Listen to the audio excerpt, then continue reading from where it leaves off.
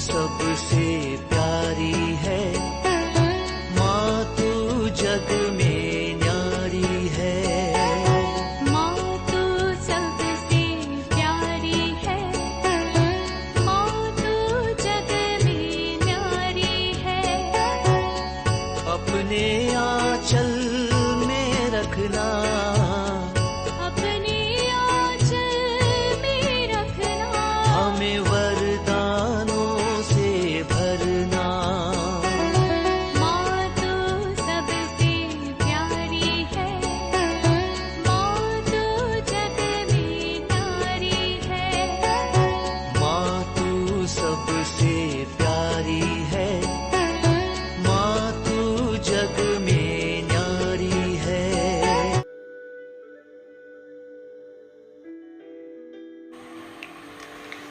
पिता, पुत्र और पवित्र आत्मा के नाम पर आमीन। आप सबों को जय यीशु। आज से हम लोग एक विशेष क्लास शुरू कर रहा है। 4-5 दिन हम लोग इस क्लास को देखेंगे, सीखेंगे और उसके अनुसार जीने का निर्णय भी करते रहेंगे। हम अपने घर को स्वर्ग बनाना है। स्वर्ग कहाँ है? स्वर्ग वहां है जहां प्रभु है, ईश्वर है। अर्थात हमारा घर को ईश्वर का निवास स्थान बनाना है। उसी के विषय में ही मैं अभी आगे आने वाला 4-5 क्लास लूंगा। आज के क्लास में घर में ईश्वर का प्रेम, उस प्रेम का सुगंध फैलाने के विषय में। योहन का पहला पत्र अध्याय 4 वाक्य 8 में और 16 में लिखा है, ईश्वर प्रेम है। लिखने से कैसे पता चलेगा ईश्वर प्रेम है कि नहीं? हमें कैसे पता चलेगा? बाइबल में ईश्वर के सृष्टि कर्म के विषय में लिखा हुआ है। उन सृष्टि कर्म को देखकर हम ईश्वर के प्रेम को पहचान सकता है। उदाहरण के लिए उत्पत्ति ग्रंथ अध्याय 1 को ही खोलते हैं। सबसे पहला पुस्तक उत्पत्ति ग्रंथ, उसका अध्याय 1 वाक्य 26 में 26 में प्रभु क्या कहते हैं? ईश्वर ने कहा, हम मनुष्य को अपना प्रतिरूप बनाएं, वह हमारे सदृश हो। अदृश्य ईश्वर कहते हैं, पिता पुत्र पवित्र आत्मा ईश्वर कहते हैं, हम मनुष्य को अपना प्रतिरूप सृष्टि करें, वो हमारे सदृश्य बने रहे। ईश्वर का रूप क्या है? ईश्वर का सदृश्य, ईश्वर का स्वभाव क्या है? संत योहन ने कहा ईश्वर प्रेम है, लेकिन ईश्वर ने अपने आप में क्या कहा? ईश्वर ने अपने आप में कहा, लेवी ग्रंथ अध्याय 19 वाक्य 1-2 के अंदर हम लोग पढ़ सकते हैं। प्रभु ने कहा, ईश्वर ने कहा, मैं पवित्र हूं। इसका मतलब ईश्वर का एक पर्याय है पवित्रता। ईश्वर ने कहा, मैं पवित्र हूं और तुम भी पवित्र बनो। इसका मतलब ईश्वर ने यहां कहा, हम मनुष्य को अपना प्रतिरूप बनाएं। इसका मतलब हो गया हमारे सदृश हो। इसका मतलब यह हो गया ईश्वर पवित्र है। ईश्वर हम लोगों को, मनुष्य को पवित्रता में सृष्टि किया और ईश्वर चाहता है हम जीवन के अंत तक पवित्र बने रहे। ईश्वर अमर है, मनुष्य को ईश्वर अमर बनाया। यदि हम लोग बुक ऑफ विजडम प्रज्ञा ग्रंथ को पढ़ेंगे, प्रज्ञा ग्रंथ उसके अध्याय 1 में और 2 में बहुत ही सुंदर सा एक वचन में उठाना चाहूंगा। बुक ऑफ विजडम चैप्टर 1 वाक्य 13, अध्याय 2 का वाक्य 23 में, या बुक ऑफ विजडम चैप्टर 1 वाक्य 13 जी, वाक्य 12 से पढ़ता हूं। अपने असंयम से मृत्यु को मत बुलाओ, अपने कर्मों से अपने विनाश का कारण मत बनो। फिर से एक बार और पढ़ लेता हूं 12वां वाक्य को। अपने असंयम से, संयम ना रखने के कारण मृत्यु को मत बुलाओ और अपने कर्मों से अपने विनाश का कारण मत बनो।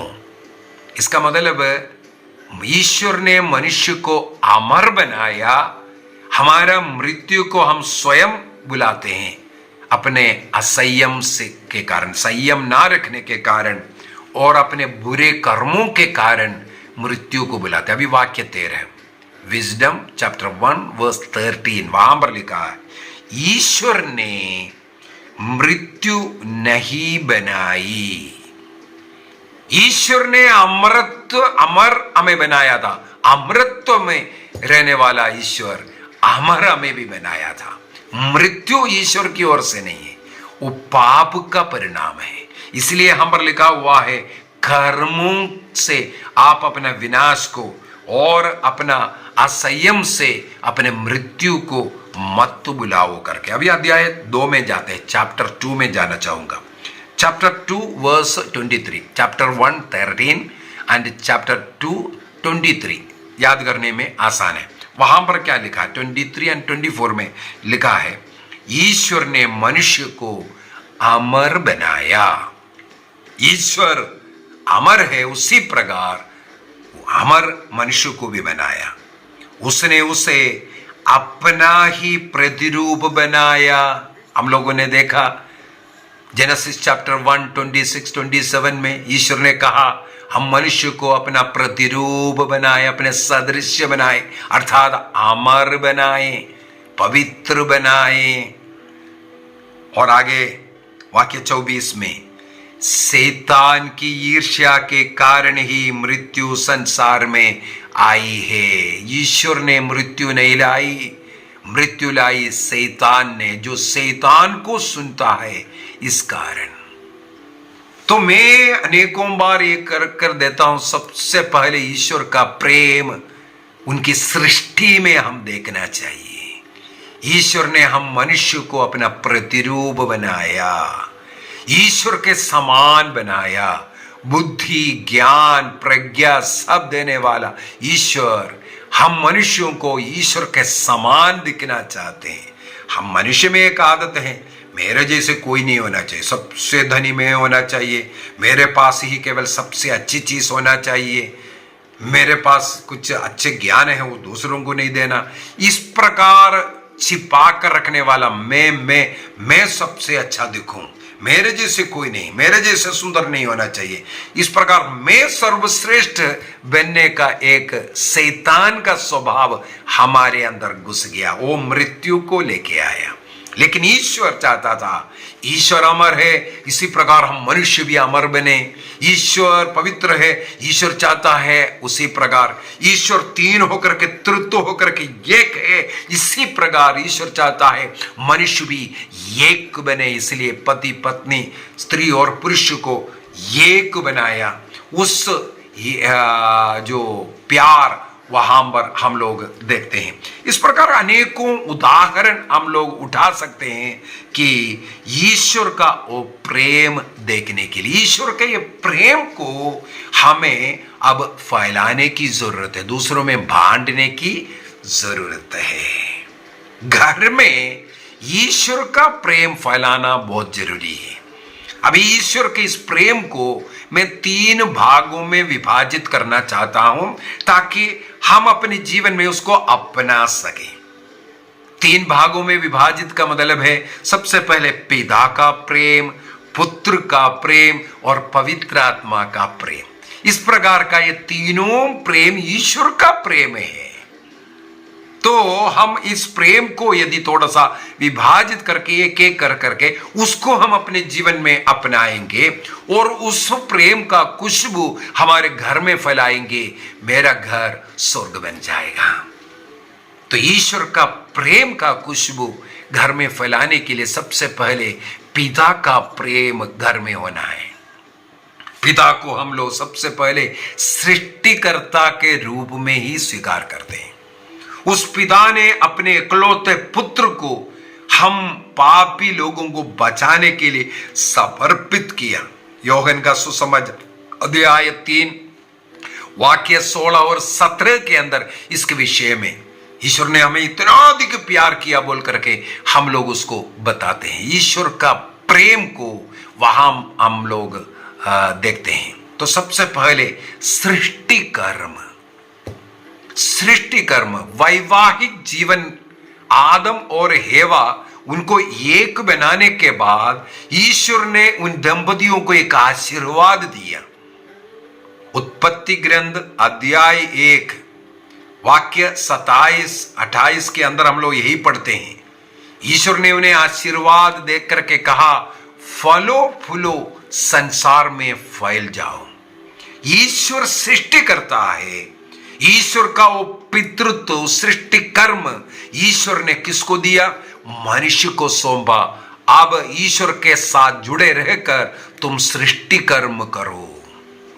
इसका मतलब विवाह के अंदर सृष्टि कर्म करना बहुत ही जरूरी है। अभी कई लोग विवाह करते हैं लेकिन सृष्टि कर्म अभी नहीं चाहिए, ये बोलते हैं बच्चा अभी नहीं चाहिए, थोड़ा सेटल होने दो या थोड़ा हनीमून सब मनाने दो, थोड़ा एंजॉय करने दो। उनको बच्चा आना कोई बाधा, कोई रुकावट, उनके खुशी में, उनके आनंद में कुछ बाधा, रुकावट नजर आया। इस शैतान का निमंत्रण घर में लाने के कारण, ये विचार, शैतानी विचार घर में लाने के कारण ईश्वर का वो प्रेम, पिता का वो प्रेम, कौन सा प्रेम?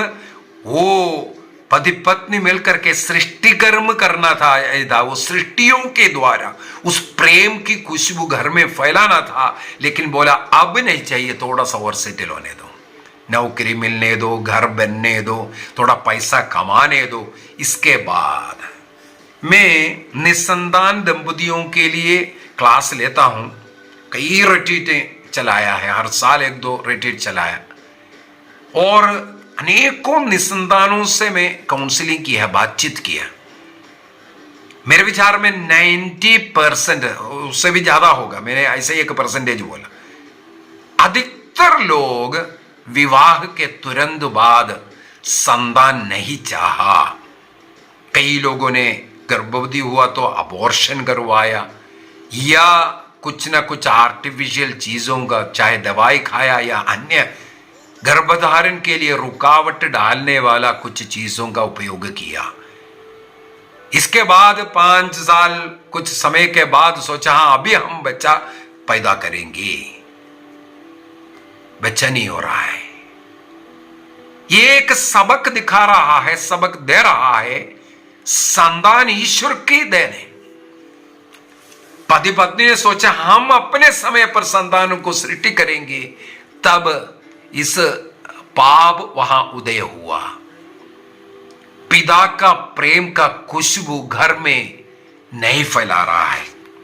स्तोत्र ग्रंथ 127 वाक्य 3 को मैं पढ़ना चाहूंगा। साम चैप्टर 27 वर्स 3, वहां पर लिखा है, पुत्र प्रभु द्वारा दी हुई विरासत है, हमारा ताकत के कारण नहीं। हम समय आ गया, हाँ अभी सेटल हो गया, अभी पैदा करेंगे, ये सोचने के कारण पैदा नहीं होता है। बाइबल सिखाता है पुत्र प्रभु द्वारा दी हुई एक विरासत है, विरासत के रूप में ईश्वर हमें संतान देता है। दूसरा, संतति प्रभु द्वारा प्रदत्त पारितोषिक है, प्रभु द्वारा प्रदत्त पारितोषिक है यह संतान। विवाह के समय पर ईश्वर ने फलने फूलने का आशीर्वाद देकर यह संतानों का पारितोषिक आपको दे रहा था। आपने बोला अभी नहीं चाहिए, इस प्रभु का, पिता का प्यार का खुशबू हमारे घर में अभी नहीं चाहिए, हम लोग अभी थोड़ा सा घूमने दो, हम लोग थोड़ा सेटल होने दो, हम लोग बच्चे हैं, छोटे हैं, थोड़ा घूमने फिरने का, प्यार करने का है। अभी बच्चों का बोझ सर पे उठाएंगे नहीं। जब ईश्वर का प्रेम का ये खुशबू फैलाया नहीं रहे या उसको तिरस्कार किया, उसको अबॉर्ट किया, इस कारण अनेकों लोगों के जीवन में संतान नहीं है। इसलिए पश्चाताप करना, उसके लिए पाप स्वीकार करना, प्रभु से माफी मांगना, उन दिनों के लिए जितना दिन इस प्रकार सोचा, बच्चा ना होने के लिए कुछ भी गलत कार्य किया, उसके लिए प्रभु से माफी मांगना, क्योंकि पिता का प्रेम संतानों के द्वारा घर में दिखाता है। सृष्टि कर्म पिता ने उस पितृत्व दंपतियों को दिया है, एक छोटी सी बात नहीं। इसलिए ईश्वर का एक बहुत बड़ा प्रेम है, ईश्वर ये पितृत्व को मनुष्यों को देना, मनुष्य के प्रति ईश्वर का वो एक बड़ा प्रेम है। समय के अभाव में मैं दूसरे में जाना चाहता हूं।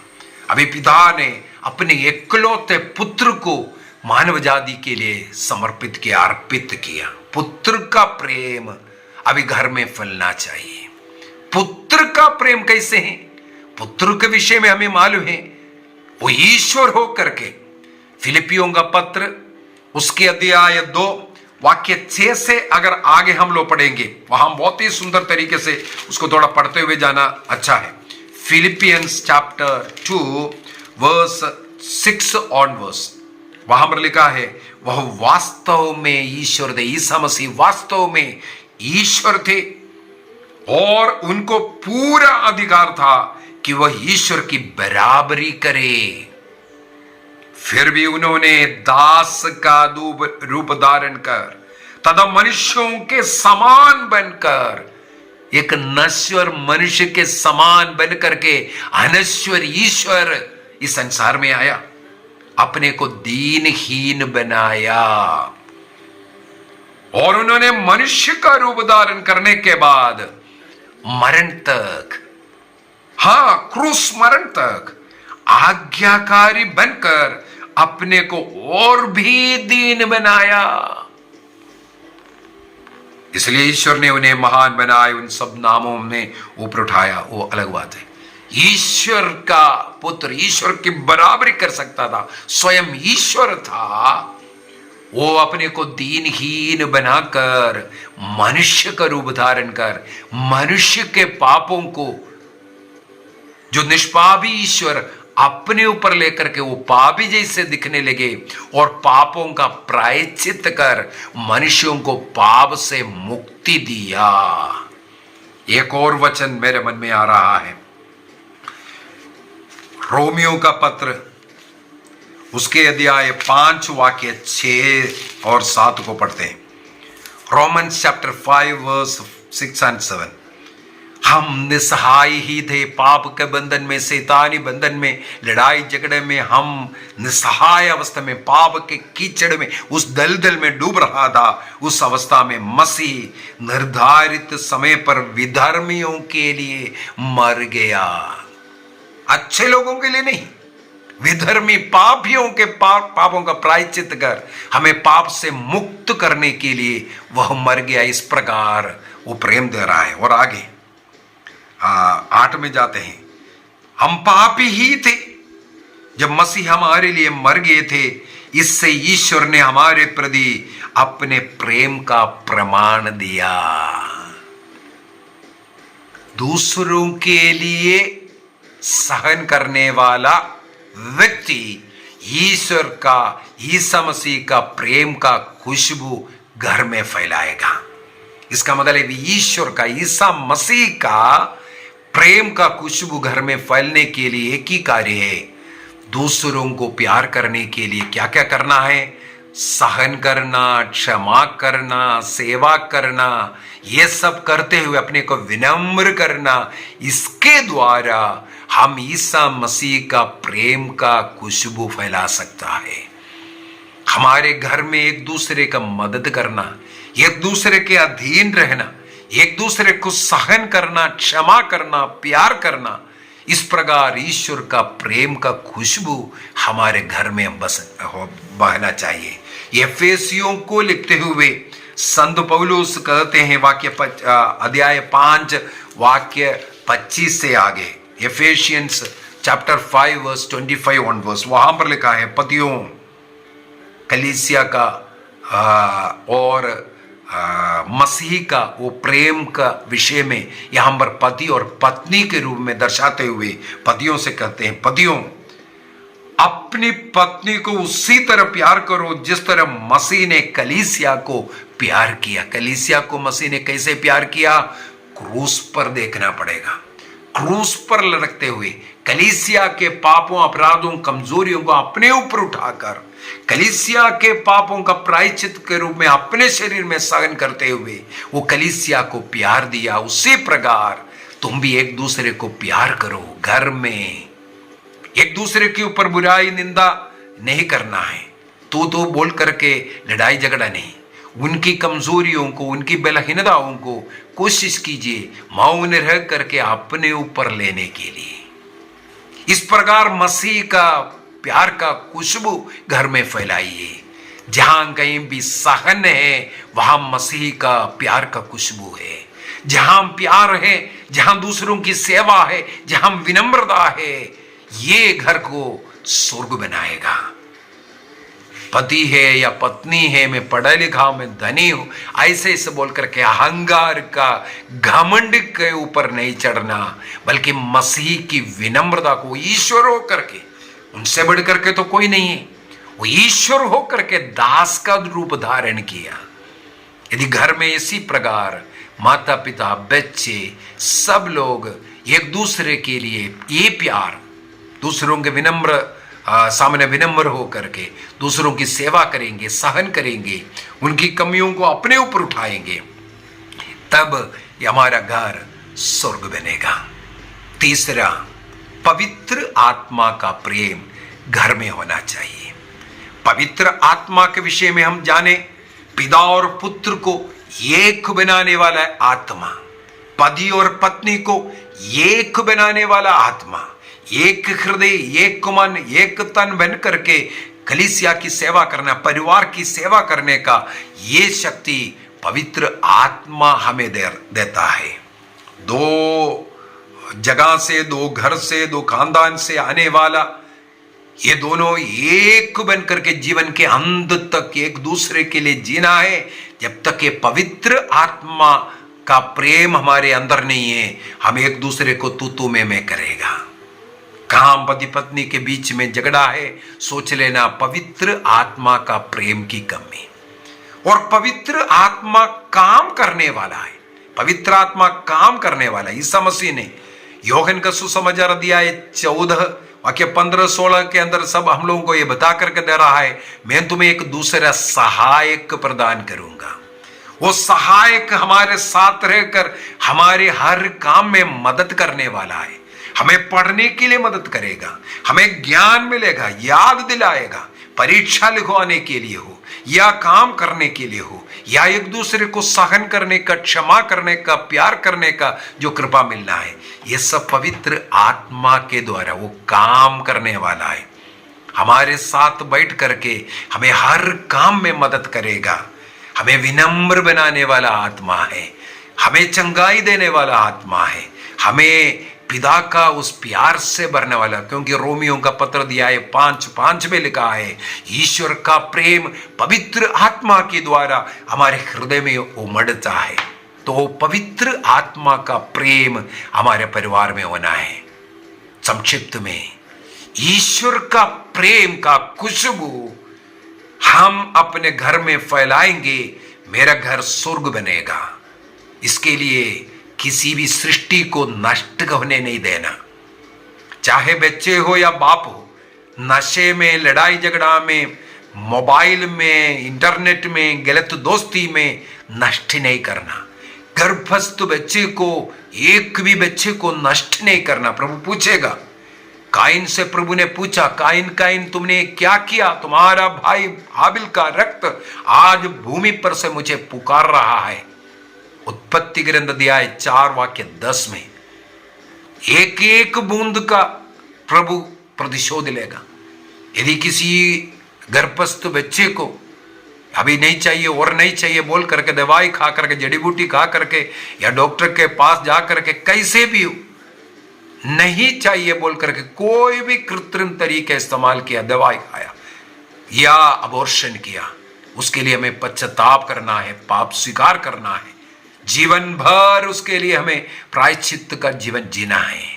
तब प्रभु हमारे घर में निवास करेगा, घर को स्वर्ग बनाएगा।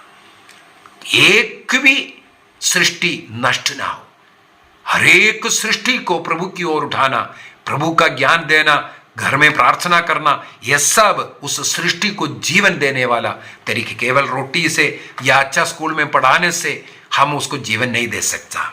जब तक हम ईश्वर को नहीं देगा उस बच्चे में जीवन नहीं आएगा। कोशिश करेंगे। दूसरा, एक दूसरे के सामने विनम्र होने का। प्रार्थना करने के लिए एक विनम्रता की जरूरत है। अनेकों घरों में प्रार्थना इसलिए नहीं है घमंडी बन करके, अरे मैं प्रार्थना करूं तो बच्चे क्या सोचेगा, पड़ोसी क्या सोचेगा, अपने को विनम्र नहीं कर पाता। चर्च जाएगा, हाथ उठाने में, प्रार्थना करने में लज्जा का अनुभव होना। प्रभु का उस विनम्रता, ईसा मसीह का प्रेम का खुशबू घर में फैलने का मतलब है सबसे पहले ईसा मसीह के समान अपने को शून्य बनाना। मैं ऐसा विचार आएगा, SIN, उसका मतलब है सिन, पाप।